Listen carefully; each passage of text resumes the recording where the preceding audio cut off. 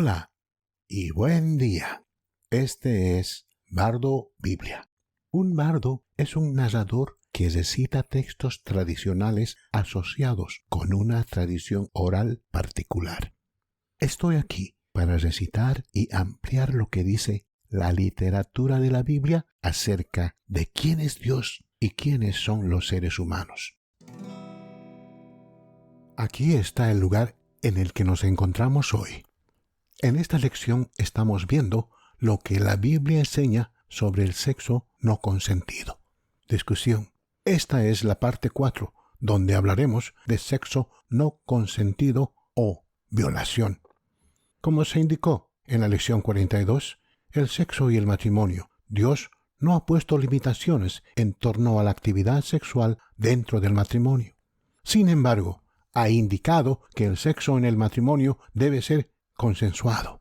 La esposa y el esposo deben estar de acuerdo sobre qué actividades se llevarán a cabo.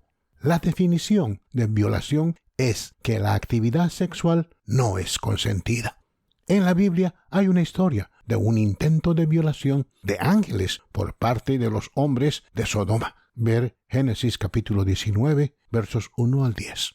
Hay otra historia sobre la violación de la concubina de un viajero, cuando una banda perversa exigió sexo con su amo. Ella fue entregada a la banda perversa en lugar de él, y la violación en grupo fue tan brutal que resultó en su muerte. Ver Jueces, capítulo 19, versos 20 al 28. Bardo Biblia no va a discutir esas historias hoy. Las dos violaciones que nos interesan en este podcast son más tradicionales. La violación de Dina, la hija de Lea, por parte de Siquem, hijo de Amor, y la violación de Tamar, hermana de Absalón, hijo de David, por Amón, hijo de David. Estas historias no brindan la enseñanza bíblica de la manera familiar a la que estamos acostumbrados, donde Dios dice, haz esto, o dice, no hagas esto. En cambio, se cuenta la historia de las dos violaciones y a nosotros nos queda sacar nuestras propias conclusiones sobre lo que significan las historias, en base a lo que sabemos de quién es Dios y quiénes son las personas en la historia. Recuerde, la Biblia es literatura, por lo que podemos traer al texto los elementos estándar de la crítica literaria para entender lo que dice el texto. Debido a consideraciones de espacio, no puedo reproducir los 30 versos completos de estas dos historias. He aquí las partes esenciales. Génesis 34, del 1 al 11. El rapto de Dina. Ahora bien, Dina, la hija que Lea le había dado a luz a Jacob, salió a visitar a las mujeres de la tierra, cuando Siquem, hijo de Amor, el heveo, el gobernante de esa región, la vio, la tomó y la violó. Su corazón se sintió atraído por Dina, hija de Jacob, y amó a la muchacha y le habló con ternura. Y Siquem dijo a su padre, Hamor, consígueme esta muchacha para mi esposa. Entonces Hamor, el padre de Siquem, salió a hablar con Jacob. Los hijos de Jacob se llenaron de tristeza y furor porque Siquem había hecho una cosa vergonzosa en Israel al acostarse con los hijos de Jacob. Una cosa que no se debe hacer. Hamor les dijo, mi hijo Siquem tiene puesto su corazón en vuestra hija. Por favor, dádsela como su esposa. Cásense con nosotros, dennos sus hijas y tomen nuestras hijas para ustedes. Puedes establecerte entre nosotros. Entonces Siquem dijo al padre y a los hermanos de Dina, pagaré todo lo que me pidan, solo dame a la niña como mi esposa. Debido a que su hermana Dina había sido contaminada, los hijos de Jacob respondieron con engaño. Te daremos nuestro consentimiento con una sola condición, que seas como nosotros circuncidado, todos tus varones. Pero si no estás de acuerdo en ser circuncidado, tomaremos nuestra hermana y vete. 3 días después, mientras todos ellos, los hombres de la ciudad, todavía estaban doloridos, Simeón y Leví, los hermanos de Dina, tomaron sus espadas y atacaron la ciudad desprevenida, matando a todos los varones, y tomaron a Dina de la casa de Siquem. Los hijos de Jacob entonces saquearon la ciudad, se llevaron todas las mujeres y niños, tomando como botín todo lo que había en las casas. Jacob dijo a sus hijos: «Ustedes me han traído problemas. Somos pocos en número, y si ellos, los otros cananeos en el área, se unen contra mí y me atacan, yo y mi casa seremos destruidos». Pero ellos, los hermanos de Dina, respondieron: «¿Debe haber tratado a nuestra hermana como una prostituta?». Segunda Samuel, capítulo 13, versos 1 al 20. La violación de Tamar. Amón, hijo de David, se enamoró de Tamar, la hermosa hermana de Absalón, hijo de David. Amón, porque se frustró hasta el punto de enfermar porque ella era virgen y parecía imposible que él pudiera hacer algo. Amón se acostó y fingió estar enfermo. Cuando el rey David, su padre, vino a verlo, Amón le dijo: «Quiero que mi hermana Tamar venga y haga un pan especial para que pueda comerlo de su mano». Entonces Tamar se fue a la casa de su hermano Amón. Ella tomó un poco de masa, hizo el pan y le sirvió el pan, pero él se negó a comer. «Envía a todos fuera de aquí», dijo Amón.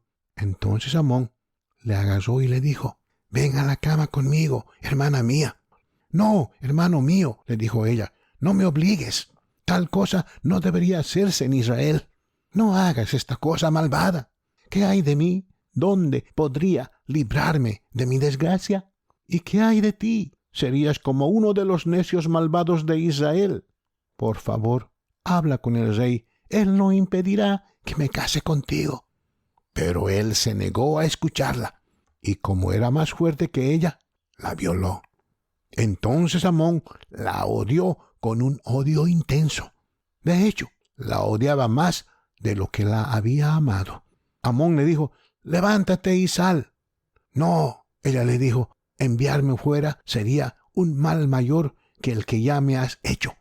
Pero él se negó a escucharla. Tamar echó ceniza sobre su cabeza y se fue llorando a gran voz. Su hermano Absalón le dijo: «¿Ese Amón, tu hermano, ha estado contigo?» Y Tamar habitó en casa de su hermano Absalón, una mujer desolada. Absalón aborreció a Amón porque había deshonrado a su hermana Tamar. Absalón, 2 años después, asesina a Amón. En resumen, ambas historias son sobre una violación. Ambas historias incluyen la frase: «Tal cosa no debe hacerse en Israel». Esta repetición nos deja saber que estas historias están relacionadas. En la primera, tras la violación, el agresor, que solo deseaba el sexo, se enamora de la chica a la que violó. En el segundo, después de la violación, el atacante, que antes pensaba que amaba a la niña, ahora odia a la niña que violó. Así como en la primera historia, el atacante, Siquem, es asesinado por los vengadores hermanos de Dina, así, en la segunda historia, el atacante Amón es asesinado más tarde por el vengador hermano de Tamar, Absalón. En ambas historias, la vida de las niñas que fueron violadas queda, sin embargo, arruinada. Hay algunas diferencias importantes en las historias. En el caso de Dina, ella nunca habla. Dina se crió en una casa con 12 hermanos y solo estaba rodeada de mujeres de la edad de su madre. Nadie le está escuchando. Así que, ¿por qué debería hablar? Tamar habla con elocuencia, suplicando racionalmente a Amón que no la obligue. Ella es la hija de un rey. Además de hermosa, es inteligente. Sin embargo, ya sea hablando o callando, los hombres malvados, por un solo momento de excitación masculina, las fuerzan y arruinan sus vidas. También hay muchas razones para criticar a los patriarcas en ambas historias. ¿Por qué uno de los hermanos de Dina no la acompañó cuando fue a visitar a otras niñas de su edad en la ciudad? ¿Por qué la familia al menos no envió a un sirviente para que la atendiera? Por tanto, Jacob, su padre, como Lea, su madre, no parecen pensar en nada hasta después de que sucede el evento. Jacob parece muy pasivo al tratar con Amor y su hijo Siquem. Parece que podría estar listo para aceptar el precio de la novia y permitir que la niña se convierta en la esposa de Siquem. Por supuesto, sus hermanos afirman un plan diferente y Jacob guarda silencio. En la historia de Tamar, David, su padre, el famoso rey de Israel, que tiene sus propios pecadillos sexuales, no tiene ni idea del engaño detrás de la petición de Amón de que Tamar cocine para él. Si bien David está furioso después de que el incidente sale a la luz, su hijo lo engañó. No toma ninguna acción paternal o real para disciplinar a los culpables o consolar a los afligidos. En ambos casos, los niños, los atacantes, son asesinados y violentamente por hermanos vengativos, y en ambos casos la vida de la niña se arruina, y no sabemos nada más sobre ellos en el texto bíblico. En conclusión, hay personas que escuchan o leen tales historias en la Biblia y se preguntan, ¿cómo es posible que tanta violencia, traición y horror lleguen a un libro supuestamente sagrado? La Biblia es tanto un libro sagrado como una literatura. Revela quién es Dios y por lo tanto es santo, y revela quién es el ser humano y también lo es la literatura. Los dos, Dios y los seres humanos, pueden compararse y contrastarse entre sí en un sentido literario. Si sabes quién es Dios, cómo es, qué le hace feliz y qué le llena de ira, entonces puedes evaluar correctamente a los seres humanos de la historia. Dios es nuestra regla, dejándonos ver lo torcido. El hecho de que tales relatos estén incluidos en la Biblia no significa que Dios accione estas actividades humanas, que Dios provoque estas atroces acciones humanas o que esté sonriendo santurronamente desde el cielo, como los dioses romanos, ante estas maldades y sufrimiento humano. Estas dos historias demuestran algo a la vez terrible y maravilloso. Lo terrible es que tenemos a Jacob, el suplantador, cuyo nombre se cambia a Israel, príncipe de Dios, y tenemos a David, el hombre conforme al corazón de Dios.